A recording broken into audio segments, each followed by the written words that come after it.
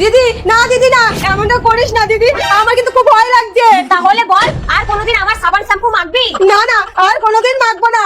আর যদি কোনোদিন মাখিস না তাহলে কি হয়েছে গো, এত চেঁচামেচি কিসের? তুমি তোমার বউকে সাবান শ্যাম্পু কিনে দিতে পারো না? খালি আমারটা নিয়ে মাখবে। তোমার দাদা তো এসে আমার থেকে হিসাব নেবে আর কথা শোনাবে। তুমি বৌমনির সাবান শ্যাম্পু মেখেছো কেন? আমারটা ফুরিয়ে গেছে, তার জন্য মেখেছি। তোমাকে বললে তুমি তো আর এনে দেবে না। ফুরিয়ে গেছে মানে? এই তো কিনে দিয়েছি মাত্র 2 মাস হলো, তুমি তো আমাকে ভিখারি করে দেবা দেখছি। হে ভগবান, এই তো দেখছি দাদার থেকেও এক ধাপ উপরের কিপটা।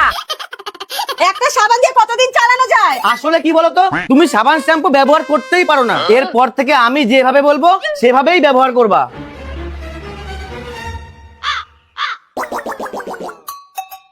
কই সাবান দেবা বলে দাও। এই নাও।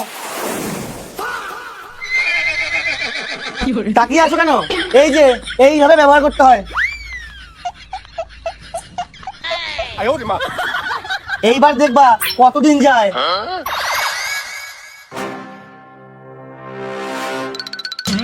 কি রে, এইভাবে বসে আছিস কেন? দেখ এইভাবে সাবান মাখতে দিয়েছে।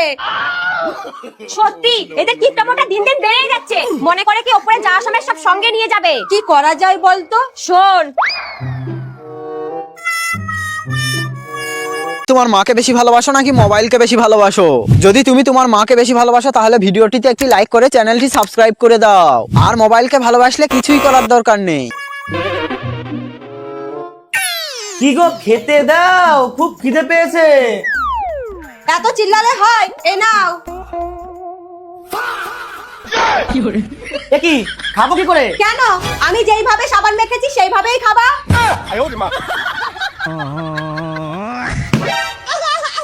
মা